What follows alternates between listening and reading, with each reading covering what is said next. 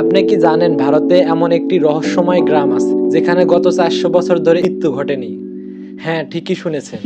একজন মানুষও মারা যায়নি এই গ্রামের ভিতরে। এই গ্রামের নাম হলো শনি সিংনাপুর। মহারাষ্ট্র রাজ্যের এই ছোট্ট গ্রাম নিয়ে আজও বিজ্ঞানীরা খুঁজে পাচ্ছেন না সঠিক উত্তর। লোকজন বিশ্বাস করে এই গ্রামে মৃত্যুর দেবতা প্রবেশ করতে পারেন না। যদি কোনো রোগী বা অসুস্থ মানুষ এখানে আসে, তাকে গ্রামের বাইরে নিয়ে যাওয়া হয়। কারণ বলা হয় গ্রামের ভিতরে কেউ মারা যায় না। গ্রামের মানুষদের আরেকটি অদ্ভুত প্রথা আছে। যদি কারো জন্ম হয়, সেটা হয় গ্রামের বাইরে। অর্থাৎ গ্রামের ভিতরে না মৃত্যু ঘটে না জন্ম। এই রহস্যময় রীতি মানতেই কেটে গেছে প্রায় ৪ শতাব্দী।